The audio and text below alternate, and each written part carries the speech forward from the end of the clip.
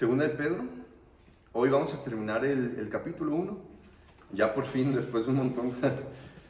La verdad ha sido de mucho provecho. No quisiera que se acabara este capítulo, pero se tiene que acabar. Hermanos, les voy a dar una pequeña introducción antes de comenzar. Bueno, primero vamos a leer los versículos que hoy vamos a estar estudiando, del versículo 16 en adelante. Dice: porque no os hemos dado a conocer el poder y la venida de nuestro Señor Jesucristo, siguiendo fábulas artificiosas, sino como habiendo visto con nuestros propios ojos su majestad.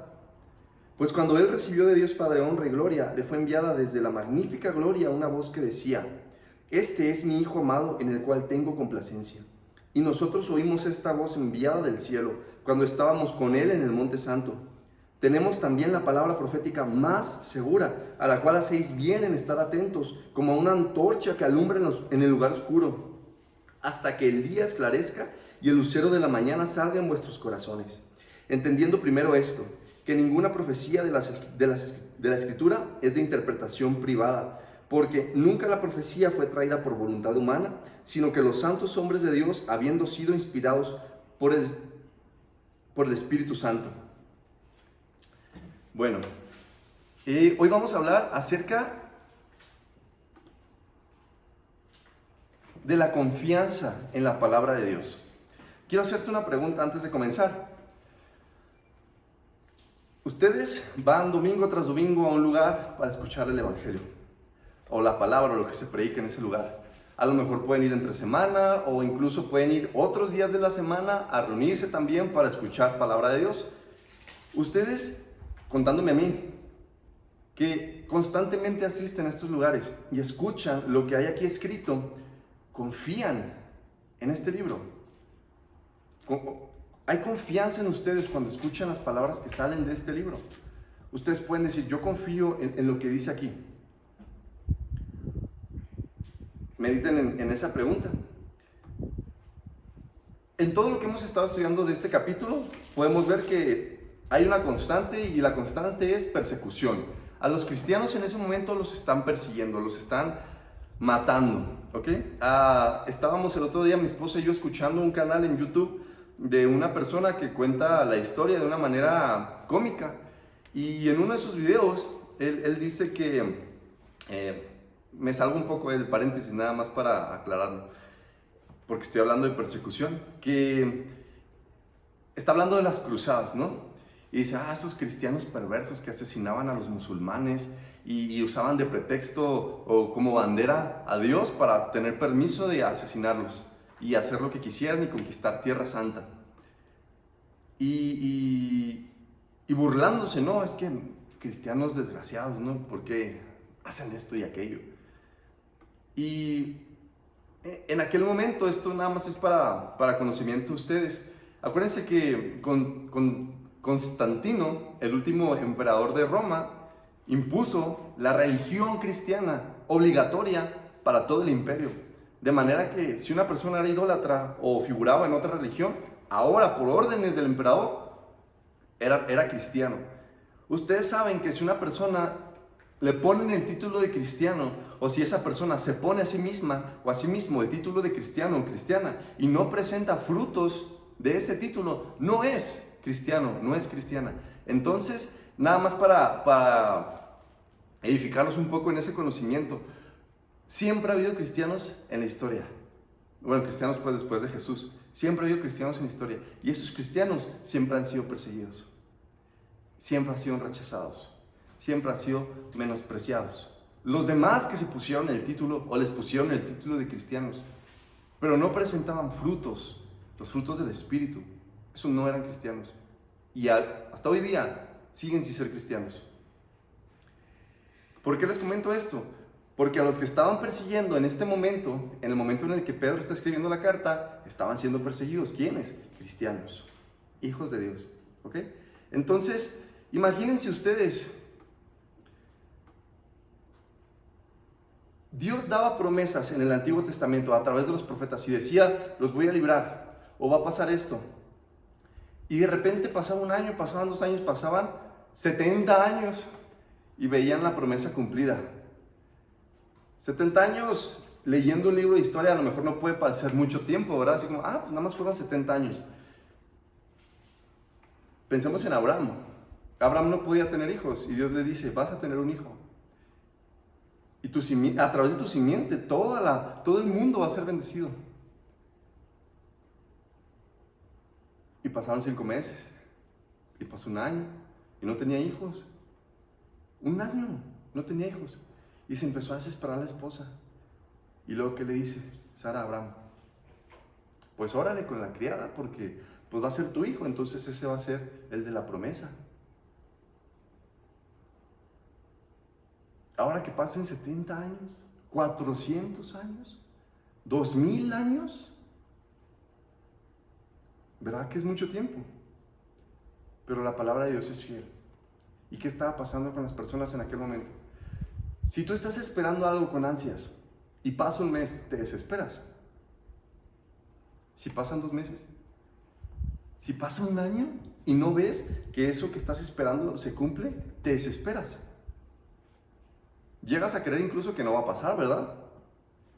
Pasa un año, pasa 2 años y dices, no, pues la neta no creo que vaya a suceder. Jesús se fue y prometió volver. Pasaron aproximadamente entre 65 y 70 años y no veían que Jesús regresara. Estaban siendo asesinados todos los cristianos. ¿Ustedes cómo hubieran estado en esa posición? Bien animosos. Vamos a seguir adelante. Vamos a darle con todo. Estoy seguro que de repente en la mayoría de las iglesias habría muchas dudas, divisiones, confusión entre algunos que predicaban falsas doctrinas. Esto también es una introducción para el capítulo 3 que lo vamos a ver hasta bastante después, pero quiero que piensen en esto, en cómo estaban viviendo los cristianos en este momento. Perseguidos, atormentados, y no veían descender al Hijo del Hombre entre las nubes. Desesperados a lo mejor. Vamos a comenzar. Versículo 16. Porque no os hemos dado a conocer el poder y la venida de nuestro Señor Jesucristo siguiendo fábulas artificiosas, sino como habiendo visto con nuestros propios ojos su majestad. Entonces les vuelvo a repetir la pregunta. ¿Ustedes creen, ustedes que escuchan, creen lo que este libro dice? ¿Creen en este libro? ¿O viene a ser nada más un libro que se expone semana tras semana? No me vayan a contestar. Si una persona ha construido su creencia en mentiras, cuando llegue una situación difícil o confusa o adversa, todo eso se va a destruir. ¿A qué me refiero? A que si una persona tiene 1 año, 2 años, 5 años, 15, 30 años yendo a una iglesia, y a lo mejor conoce muchos textos de este libro, muchos versículos, ha tenido algunos estudios, yo qué sé, incluso ha enseñado a otros, pero no cree lo que dice, que esto es verdad. En el momento de la situación, de la prueba difícil, todo se va a venir abajo para esa persona, lo que se supone que esa persona creía. Y entonces vamos a ver gente yéndose de las iglesias, enojados con los hermanos, con el pastor, con los pastores, con esto, con aquello, porque me ofendieron, porque me hicieron esto, porque me hicieron aquello, porque no era lo que yo esperaba. Porque si una persona construye su fe en mentiras, es una fe muerta y es fácil que alguien la destruya.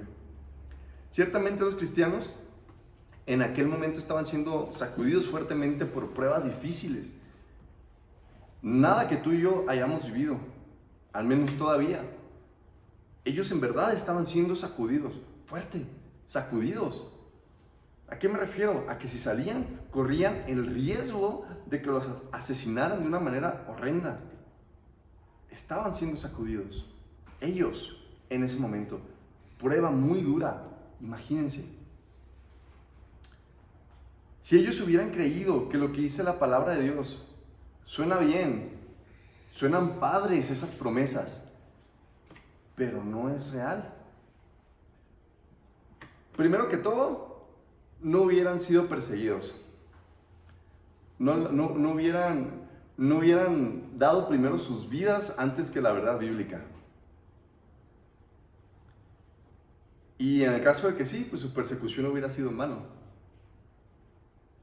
Estaba escuchando de un hermano de una predicación el otro día. Morir por el Señor es fácil. Es fácil, muchos lo pueden hacer. Pero vivir por el Señor. Vivir por el Señor. Hacerte el valiente y que te asesinen y mueras como mártir, como un héroe, es fácil. Pero vivir por el Señor es otro asunto. ¿Ok? El ánimo de Pedro para los hermanos es muy especial. Es lo que está dando en esta carta, ánimo a los demás hermanos. Porque nos recuerda o nos está enseñando que aunque los hombres escriben las líneas de la Biblia, que aunque los hombres son los autores de cada texto desde Génesis a Apocalipsis, es Dios inspirando a aquellas personas para darse a conocer, para revelar su corazón, inspirando a cada ser humano que escribió las letras de lo que tú y yo tenemos ahorita en la mano, de la Biblia. Jesucristo no es un cuento para niños o una historia fabulosa para enseñar moralejas prácticas. Es la historia de la humanidad, es la aparición del hombre, de la creación del hombre formado por Dios, su transgresión, su desobediencia, Dios no queriendo que el hombre pecador fuera destruido, dándose todo para que fuera salvado, la redención del hombre, viniendo Él en carne, dándolo todo por nosotros, y la promesa de su regreso y del juicio final. Es la historia de cómo Dios muestra su gloria a la creación, su gran misericordia, gracia e ira horrenda en el juicio final. Hermanos, sabemos que un cuento o una fábula nos puede enseñar cosas bonitas, buenas moralejas, cosas prácticas, valores que nos puede transmitir para que nosotros aprendamos en la vida práctica, aquí en lo cotidiano, en nuestro diario vivir. Y ya está. Pero la palabra de Dios no es así. La palabra de Dios no te da moralejas prácticas, buenos valores para que tú puedas vivir aquí y ya está. Lo hablamos antes de que empezáramos. Es trascendental, va mucho más allá de esta vida. Va hacia la vida eterna. Pedro no es solo un hombre inspirado por el Espíritu Santo para escribir esta carta. Es un testigo de lo que ocurrió. ¿Qué pasa si tú escuchas un chisme, ¿no? O una noticia de una persona que escuchó a otra persona, que escuchó a otra persona, que escuchó a otra persona, que lo leyó en un lugar, que le contó un primo, que le dijo esto, que le dijo aquello, y te escuchó una noticia bien increíble acá, ¿no? Y tú le dices, oye, ¿y dónde supiste eso? No, pues es que me contó mi primo, que le contó su tío, que le contó su abuelo, que le contó... Y tú te quedas así como... caray, pues está medio raro, ¿no? A lo mejor y no es como me lo estás contando. Pero si tú escuchas la misma noticia de la persona que estuvo ahí, va a ser como, ¿en serio? Órale, ¿eso pasó? Pedro es testigo ocular de Cristo Jesús. Y el Señor se encargó de que nosotros tuviéramos esa enseñanza. Versículo 17. Pues cuando Él recibió de Dios Padre honra y gloria, le fue enviada desde la magnífica gloria una voz que decía: este es mi amado Hijo en el cual tengo complacencia. Pedro relata lo que sucedió en Mateo 17. Dice que con sus propios ojos vio su majestad. ¿Se acuerdan? Mateo 17. Toma Jesús a sus discípulos, se los lleva a un monte y se transfigura. Ahí lo leen en su casa. No habla de historias o leyendas que han pasado de generación en generación, sino el testigo de primera fuente que estuvo ahí mientras Jesús se les revelaba en su gloria. El relato bíblico siempre es de primera fuente, directamente de Dios a una persona y al pueblo. estamos construyendo la pregunta que les hice al principio. ¿Confías en la Biblia? ¿Tú que vienes los domingos, confías en la Biblia?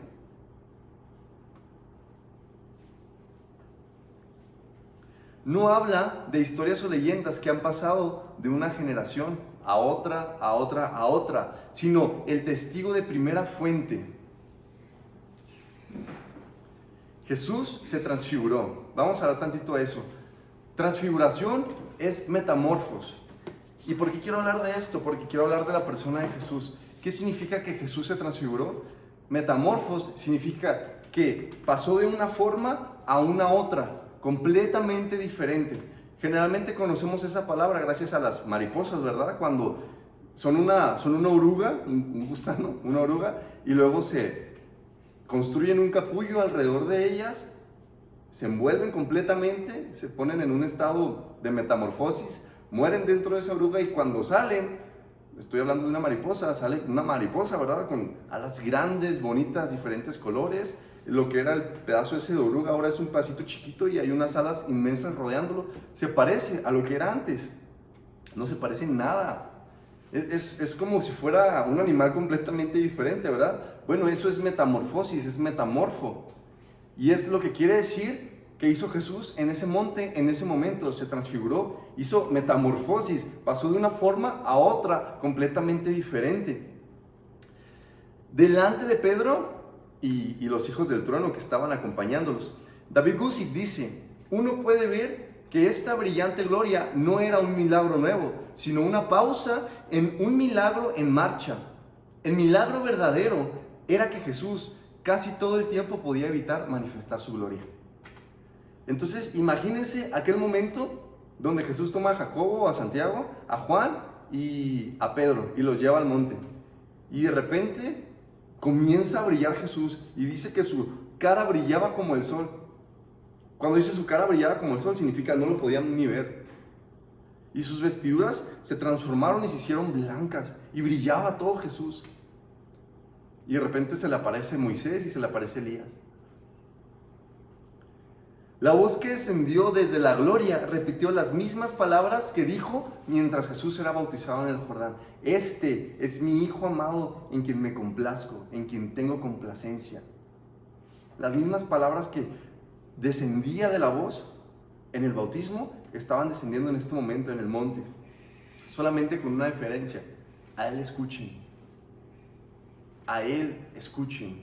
Ahí estaba Moisés representando la ley y ahí estaba Elías representando a los profetas. Y ahí estaba Pedro todo emocionado, bajando a Jesús al nivel de Moisés y de Elías. Hacemos 3 enramadas, Jesús, una para Moisés, otra para Elías y otra para ti.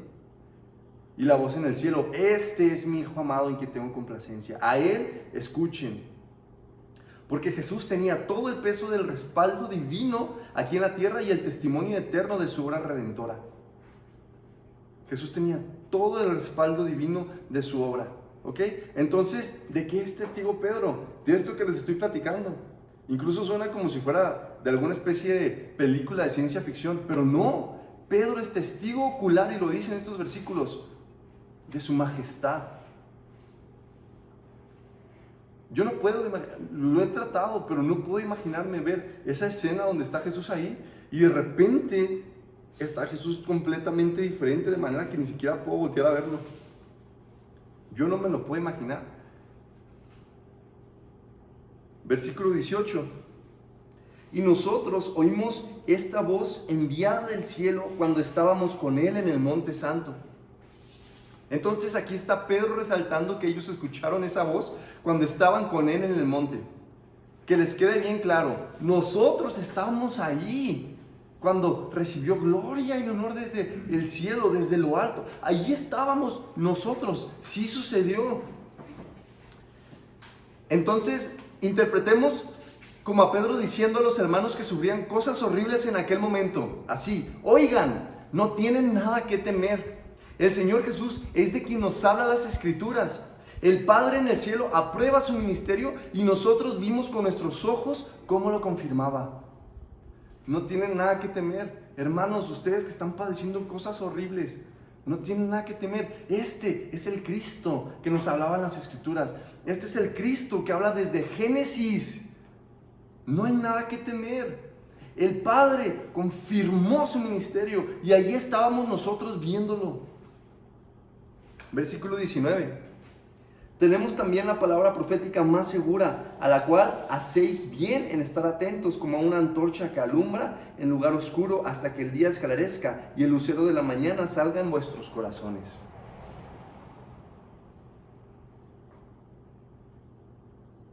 Más que ver a Jesús transformado y brillante, tan brillante como el sol. ¿Ustedes alguna vez, no lo hagan, pero alguna vez han alzado su vista y tratado de ver el sol? Yo sí. ¿Y qué pueden ver? Ya cuando se están quedando medio ciegos, o no sé si nada más yo lo hice, se alcanza a ver como una bolita así, que es igual brillante, pero no le alcanzo a hallar forma. No lo puedes ver. Y de repente tú ves una imagen del sol con muchos filtros y no se parece en nada, ¿verdad?, a lo que está ahí en el cielo tan brillante. No lo podían ver. Más que ver a Jesús transformado y tan brillante como el sol, la aseguranza que tenemos es la palabra. Es la única aseguranza que nosotros tenemos como hijos de Dios, es la palabra. Nada más que la palabra.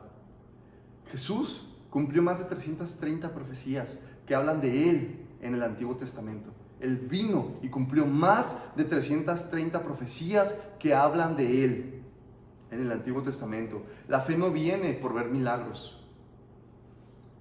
Una persona no se convierte por ver milagros. Y la Biblia es clara. ¿Por qué viene la fe? Por el oír la palabra de Dios. El pueblo hebreo, les voy a dar una lista. El pueblo hebreo, si ustedes se acordarán, vio la nube Shekinah de Dios, la gloria en esa nube. Escuchó su voz como truenos. Vio el mar partirse en dos. Vio cómo la tierra se abría para tragar a los malvados. Vio la columna de fuego, el maná del cielo descender todos los días, 6 días a la semana.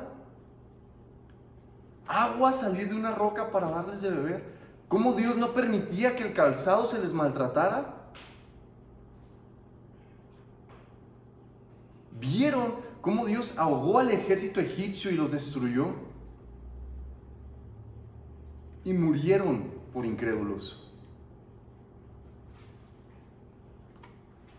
Estoy 99.99% seguro que tú no has visto ninguna de esas cosas. Yo tampoco. Ellos vieron todas estas cosas y murieron por incredulidad. Una persona no se convierte al ver un milagro. Una persona no se convierte ni siquiera a ver a Dios mismo en la cara.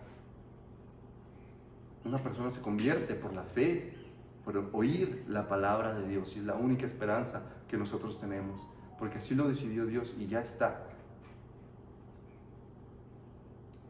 Si tú hoy ves que resucita un muerto y no crees en Cristo Jesús, o que llueve fuego, o que un ángel se te aparece, o que Jesús mismo se te aparece, y solamente te pasa eso, no te vas a convertir, no te vas a arrepentir,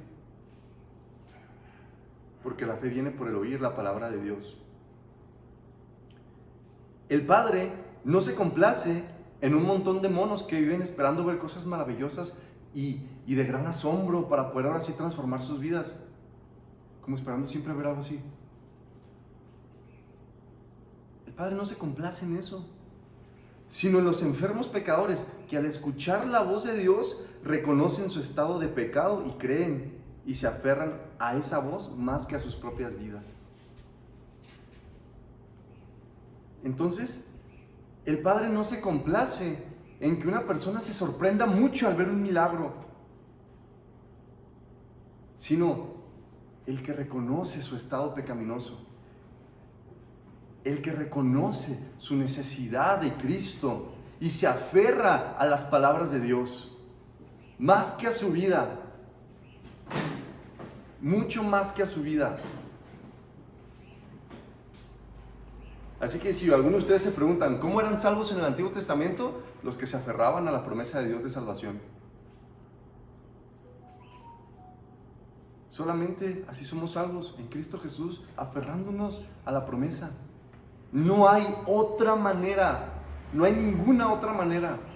Por eso les vuelvo a preguntar, ustedes que van domingo tras domingo o cualquier otro día de la semana a escuchar la palabra, ¿creen en lo que dice este libro? ¿O viene haciendo más información a sus vidas? Porque si creen, van a ser como Caleb y Josué, yendo a la tierra prometida, encontrándose con esos gigantes, y después de ver todos los milagros, no había duda para ellos. Fácil Dios nos va a dar la victoria. Fácil, Dios tiene el poder. Pero si ustedes no creen, aún que lleguen a ver milagros grandiosos, sobrenaturales, poderosos, van a ser los otros 10 espías que nadie se acuerda de sus nombres, que vieron a los gigantes y no, están muy grandes, no vamos a poder, Moisés, nos trajiste a esta tierra para que seamos derrotados.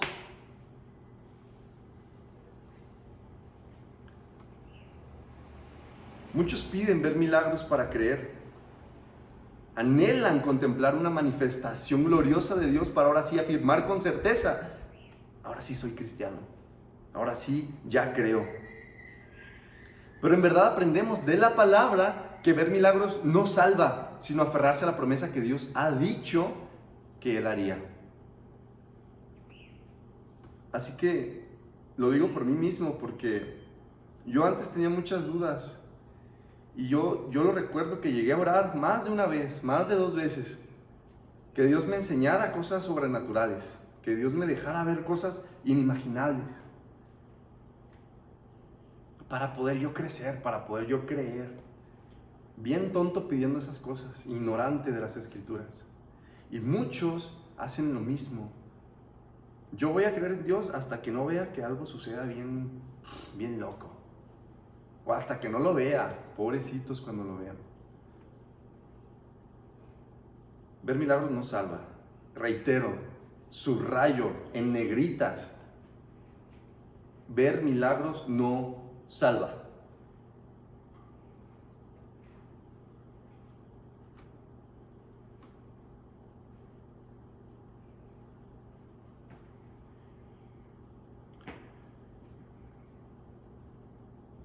Entonces, hermanos, la profecía es clara y ustedes la tienen en sus manos, la mayoría de ustedes en este momento. Jesús vendría por su pueblo a morir. Antiguo Testamento. Jesús vendría por su pueblo a morir, resucitaría y luego, después de un tiempo indeterminado, porque ni tú ni yo sabemos, volverá sin relación con el pecado para tomar a los suyos y para juzgar a vivos y muertos. Jesús cumplió, escuchen todos, Jesús cumplió más de 330 profecías, les repito, que hablaban acerca de Él casi 2000 años antes de que Jesús viniera a la tierra. Todos escuchen, Jesús cumplió todas esas profecías que hablaban de Él. Entonces, ¿acaso no cumplirá las últimas profecías que hablan de su regreso? El profesor Peter Stoner calculó la probabilidad de que un hombre cumpla con 8 de estas profecías. Calculó la probabilidad de que una persona cumpla con 8 de las profecías que hablan de Cristo Jesús. Y la probabilidad es de 1 en 100,000 billones. Es la probabilidad de que un fulano hubiera cumplido solamente 8 de esas profecías. Hablando de los que no creen que Cristo Jesús es el Mesías, el Cristo, Dios en la carne. La probabilidad de que Jesús hubiera sido un fulano nada más y que solamente hubiera cumplido 8 eran de 1 en 100,000 billones. Dice que esa cantidad de plata cubriría el estado de Texas a 2 metros de profundidad. Stoner dice que si se tienen en cuenta 48 de las profecías, no 8, 48 de las profecías, Les repito, Jesús cumplió más de 330 profecías que hablaban de todas las que hablaban del Cristo, del Mesías, del Redentor, del Salvador. Jesús vino y las cumplió todas al pie de la letra. Ya no 8, 48 profecías dice, las probabilidades se convierten en 1 en 10 a la 157 potencia. Si el 1000 billones es 10 a la 17 potencia. 48 profecías es 10 por 157, 10 a la 157 potencia. Es impensable, impensable, impensable. Solamente estamos hablando de 48 y Jesús cumplió todas y cada una de ellas. Por eso Pedro dice, tenemos también la palabra profética más segura, la que tienes en tu mano, porque Dios cumple lo que dice, siempre lo ha hecho. Tenemos la palabra profética más segura porque Dios cumple lo que dice. Él cumple lo que dice. Entre Malaquías y Mateo hubo 400 años de silencio de parte de Dios para con su pueblo. 400 años. Pasados los 400 años, nace Jesús. 400 años, nada más. 400. Nace Jesús. Crece. Se desarrolla en una sociedad. Comienza su ministerio. Y esas personas que se dedicaban a estudiar las profecías de Dios, los eruditos, los doctores de la ley, de las profecías, no tuvieron idea de quién era Jesús. Jesús pasaba por enfrente y ellos seguían esperando al Mesías. Siguen esperando al Mesías. No tuvieron la menor idea de quién era Jesús. 400 años pasaron nada más. ¿Cuántos años han pasado desde que Jesús ascendió?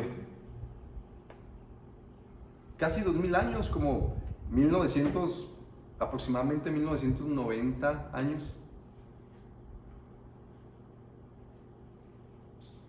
En ese tiempo pasaron 400, este tiempo han pasado casi 2000 años. La cosa es que Jesús no va a venir y caminar entre nosotros predicando arrepentimiento. Viene muy diferente a tomar lo que es suyo y emitir juicio. A los pobres desgraciados fariseos de aquel momento tuvieron su chance, después de que Jesús se fue y el Espíritu Santo vino, de arrepentirse, de humillarse, de conocer a Cristo y de vivir para siempre. Tuvieron su chance. Pero a los fariseos de este tiempo no van a tener chance. Y no estoy hablando de la cultura judía, estoy hablando del espíritu del fariseo, que cree saber, que cree conocer, pero ignora en realidad. Aquellos tuvieron su chance, igual y no sé, por la dureza de su corazón, a lo mejor muchos no se arrepintieron. Pero los de este tiempo no van a tener chance. ¿A qué me refiero? A que si tú eres una persona, y generalizo, si tú eres una persona que cree conocer, pero no cree que esto sea verdad, y no conoce en verdad al Señor que inspiró cada texto, no vas a tener otro chance. En un abrir y cerrar de ojos. Entonces, dice, hacen bien al estar atentos a ella como si fuera una antorcha y ustedes están rodeados de oscuridad y tinieblas hasta que la última de las profecías sea cumplida. ¿Ustedes han estado alguna vez en algún lugar oscuro? No sé, en algún campo abierto en la noche y de repente se va la luz, o en algún lugar oscuro y no hay luna, no hay estrellas que alumbre. Es realmente oscuro, es densa la oscuridad. Yo sé que a veces está en la noche, pero siempre hay focos en la calle, luz en tu casa, carros pasando, y no se ve tan oscuro. Pero ¿alguna vez has estado en un lugar donde no hay luz? No sé si has estado, pero es densa la oscuridad, es muy oscuro. Das un paso y en serio, no puedes ver a dónde estás dando el paso. No puedes ver si hay una piedra, si hay un hoyo, si hay un animal. No puedes saber, nada más por escuchar. Y la palabra es una antorcha en medio de la oscuridad, en medio de las tinieblas. Y este mundo es tinieblas. Haces bien al aferrarte a la palabra como una antorcha. Aferrarte significa, si suelto esto, me voy a morir. Si no agarro esto, voy a ser destruido, porque no puedo ver nada más. Todo es tinieblas, no sé a dónde piso, pero si yo agarro esto, sé que estoy en un lugar seguro, porque esto alumbra mi camino. Pueden seguir las tinieblas ahí a un lado, ahí enfrente, atrás, arriba. Ahí están las tinieblas, pero ¿sabes qué? Yo tengo la antorcha, estoy viendo dónde camino. Puede haber animales furiosos ahí entre esas tinieblas, esperando, acechándome, pero yo tengo la antorcha. Yo sé por dónde camino. Haces bien al aferrarte como si fuera una antorcha. Versículos 20 al 21. Entendiendo primero esto, que ninguna profecía de la Escritura es de interpretación privada, porque nunca la profecía fue traída por voluntad humana, sino que los santos hombres de Dios hablaron siendo inspirados ¿por quién? Por el Espíritu Santo. Este es el meollo del asunto. Primero, ninguna profecía de la Escritura es de interpretación privada. Ninguna es ninguna. Si alguno dice, Dios me reveló esto de una manera diferente, huye, es mentiroso. Si alguno dice, Dios me enseñó estas cosas nuevas, huye, es mentiroso. Si una persona o grupo de personas te dicen, Dios nos dijo que esto no es como los apóstoles enseñaron, huye. Son mentirosos y están cegados de la verdad. Así es, porque la profecía bíblica no se dio para que una persona la interpretara aparte de las demás y formara su propia doctrina. A lo largo de la historia bíblica vemos que Dios, mientras profetizaba algo para su pueblo, lo hacía a través de uno de sus santos. Y al mismo tiempo lo hacía a través de otro, en otra ciudad o en otro pueblo, o dirigido a otro grupo de personas o en otro tiempo. Pero concuerdan siempre las profecías. Y entre los intérpretes no había desacuerdo en que definitivamente Dios es el que estaba hablando. Porque la profecía no fue traída porque el hombre quiso profetizar. Ahí en medio de la depravación, en medio de la perversidad y de la maldad, un hombre dijo, yo tengo ganas de decirles a todos estos malvados que se arrepientan de sus pecados. A lo mejor me matan, a lo mejor me matan. A lo mejor atan mis extremidades a caballos y me arrancan todos mis miembros, o a lo mejor me degollan. Pero pues yo voy a ir a decirles que se arrepientan, pues total. Fue el Espíritu de Dios viniendo sobre estas personas. La voluntad de Dios hablando a través de ellos. No fue por voluntad de hombres, sino por el Espíritu Santo a través de esas personas. Porque ninguna profecía es de interpretación privada. Entonces, ¿confías en que esto es verdad?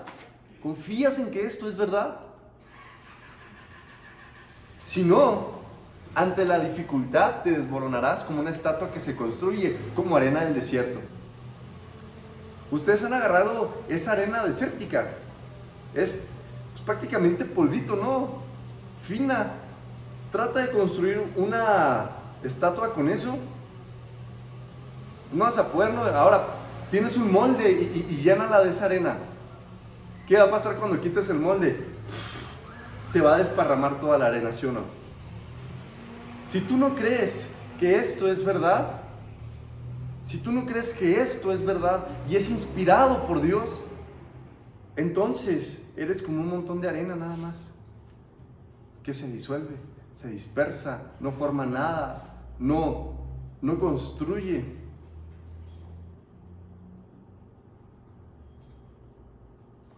Pero podemos confiar.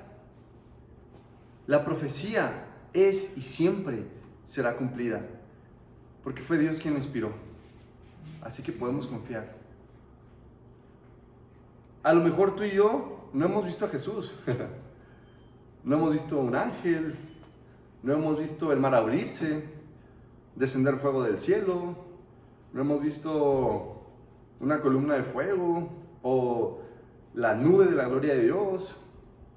A lo mejor no hemos visto resucitar un muerto, revivir. A lo mejor no hemos visto esas cosas, pero podemos confiar en que Dios cumple sus promesas. No vas a conocer a ningún verdadero historiador que niegue que Jesucristo estuvo aquí. Vas a conocer a fanáticos que no conocen, no tienen ni idea de nada, que van a decir, no, Jesús no existió. Pero porque no tienen estudios y porque no leen y son ignorantes de todo. Pero no vas a conocer a ningún verdadero erudito de la historia que te diga, Jesús no existió. Jesús existió. Y su historia está relatada aquí. Y lo que hizo fue cumplir cada profecía que se empezó a escribir de él aproximadamente 1700 años antes de que él viniera. Dios cumple sus promesas. Ojo, esto es motivo de que empieces a vivir como cristiano o como cristiana. Porque si Dios cumple sus promesas, faltan cumplir las profecías más severas a la humanidad, o bien de salvación y vida eterna, o de juicio y destrucción para los malvados. Repito, Dios cumple sus promesas. Y Él prometió volver por los suyos y hacerlos suyos para siempre, glorificarlos igual que Él, eternamente y para siempre, y derramar su ira para con los desobedientes, para con los pecadores, para con los malvados. Dios cumple sus promesas. Y me da risa que muchas personas cantan y dicen, es que Dios cumple sus promesas y no sé qué. Y para ellos las promesas es que voy a tener esto y voy a tener aquello y y bla, bla, bla, y no sé qué tanto. Las promesas de Dios no son para propósitos egoístas de las personas. Las promesas de Dios son para vida eterna o para muerte. Para los obedientes o para los desobedientes. Para los que se arrepienten o para los que endurecen su corazón.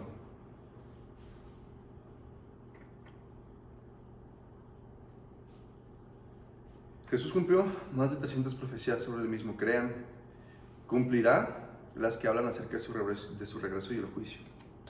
Todas las va a cumplir.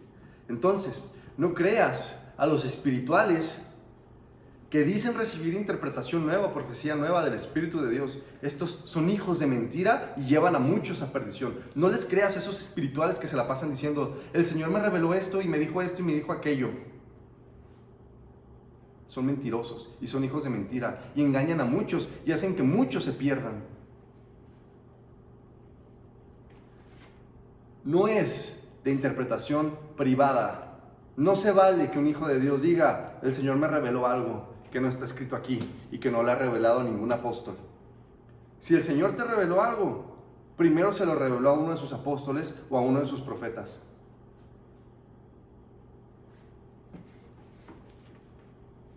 Porque no hace nada a Dios sin que se lo revele primero a sus siervos los profetas. Vamos a leer Gálatas 1, 8 al 9, ya para terminar.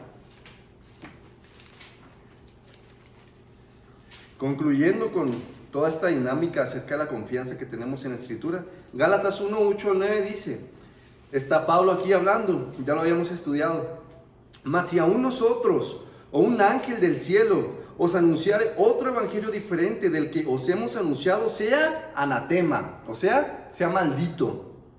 Como antes hemos dicho, también ahora lo repito, si alguno os predica diferente evangelio del que habéis recibido, sea anatema. Y versículos 11 y 12, ahí mismo. Mas os hago saber, hermanos, que el evangelio anunciado por mí no es según hombre, pues yo ni lo recibí, ni lo aprendí de hombre alguno, sino, ¿por qué? Por revelación de Jesucristo, porque ninguna profecía es de interpretación privada. Entonces, los mormones son mentirosos, los judaizantes son mentirosos, Los testigos de Jehová son mentirosos. Los musulmanes son mentirosos. Todos son mentirosos, porque ninguna profecía es de interpretación privada. El Señor reveló su voluntad a los hombres a través de sus siervos, los profetas y los discípulos de Cristo, que son los apóstoles, para darse a conocer a Él mismo a los humanos, para que se arrepintieran y para que creyeran en su poder, en la redención a través de Cristo Jesús. Y no hay otro evangelio, y cualquiera que predique otro evangelio, maldito es. Eso es en lo que tú y yo podemos confiar. No en si se abre la tierra, o si se abre el mar, o si resucita a alguien, o si llueve fuego, o si pasa esto, o que si el vómito santo, o que si hablan en lenguas. No, solamente las promesas de Dios a través de la Escritura. Es suficiente. La Biblia se afirma. ¿Cómo? Con la Biblia. Y su interpretación se coteja. ¿Cómo? Con ella misma. Ninguna interpretación bíblica que sea verdadera puede estar en contra de la doctrina de Cristo. ¿Saben por qué? Porque el mismo ser que la inspiró es el mismo ser que la da a conocer a las personas. ¿No puede alguien creer que el Espíritu es tonto? Y siendo Él el que inspiró las Escrituras, decirle a otra persona: oye, bro, eso no es así, es diferente. No. El mismo ser que la inspiró es el mismo que deja que tú y yo la entendamos. Así que ninguna interpretación bíblica que sea verdadera se contrapone a la doctrina de Cristo, ninguna. Pero como Jesús dijo, son ciegos, guiando a otros ciegos. Bien, hermanos, terminamos este capítulo y por conclusión, confíen en la Escritura. Esto no es un texto con mucha información, con muchos relatos interesantes que hasta ahí queda. No, es una serie sistematizada de los pensamientos de Dios, de su voluntad para con el hombre. Donde Dios dice: voy a hacer algo. Y hace. La mayoría de las profecías están cumplidas. Las que faltan, estamos por verlas. Y miren, Dios es severo. Dios es severo con los profetas que dicen: el Señor te está diciendo algo, y no se cumple. Dios dice algo acerca de esas personas, que mueran irremisiblemente, porque son mentirosos. Y porque toman una palabra falsa de Dios para darla al pueblo. Dios es severo con esos falsos profetas, con los que se atrevan a decir de parte de Dios esto y esto y esto y esto y esto. Y no sucede, que muere irremisiblemente.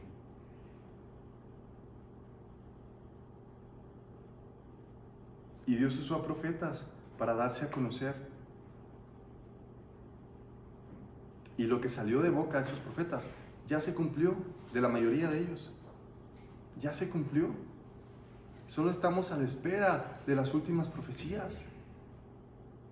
Estamos a la espera de que se cumplan esas profecías. En el año 399 antes de que naciera Jesús, 399 años durante ese silencio entre Malaquías y Mateo, me corrijo mejor. No tenían idea que al siguiente año iban a ser el Mesías. No tenían idea. Y yo no estoy diciendo que en un año vuelve el Señor, no. Ni en 10, ni en un mes, ni en un día, no. Pero podemos estar como ellos, a lo mejor no teniendo idea de si en un mes, o en un año, o en 6 meses, o en 10 años regresa. Pero no seamos como esos fariseos que creen conocer, pero en realidad están ciegos, sino humildemente aferrarnos de la palabra de verdad. Es lo que nos queda, es lo que nos toca, es lo que nos corresponde. Y repito lo que he dicho tantas semanas atrás: cuando una persona se ha aferrado a la promesa a través de la Escritura, el Espíritu de Dios transforma a esa persona. Así que no te cuenten. El que te diga, yo soy cristiano y yo conozco a Jesús y su vida es la misma. Que no te cuenten, que no te engañen y tampoco engañes, si es el caso. Vamos a orar.